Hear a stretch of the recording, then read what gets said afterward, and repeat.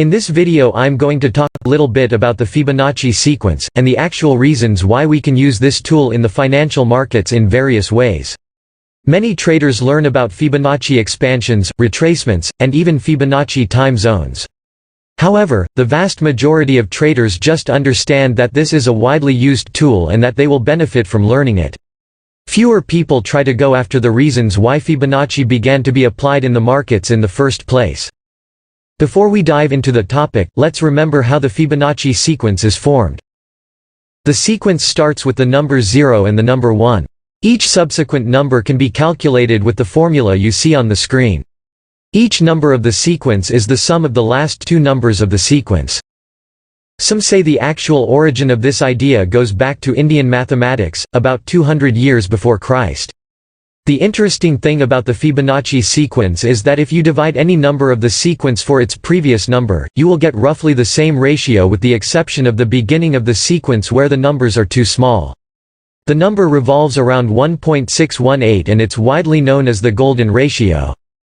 It's also widely known that we can find the golden ratio in countless examples of nature, since the smallest structures up to the shape of spiraling galaxies.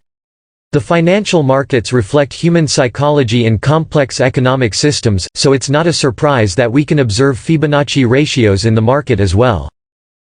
However, why is it that we can observe this mysterious number in many examples of the universe? It's just a number after all.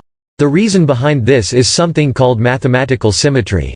In other words, a symmetry in nature is an underlying structure that is immutable no matter how we try to change it. This can be observed a little better with geometry.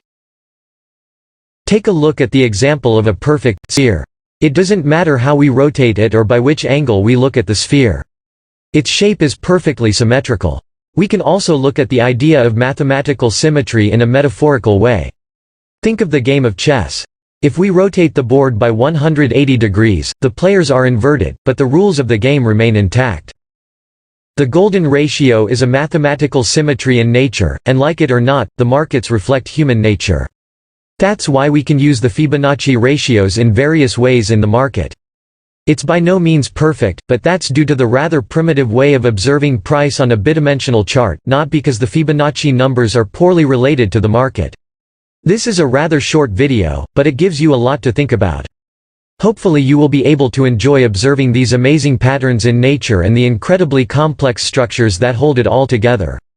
In the future, I will make videos on how to use the Fibonacci ratios properly in the market because there is the right way, and there are many wrong ways of doing it.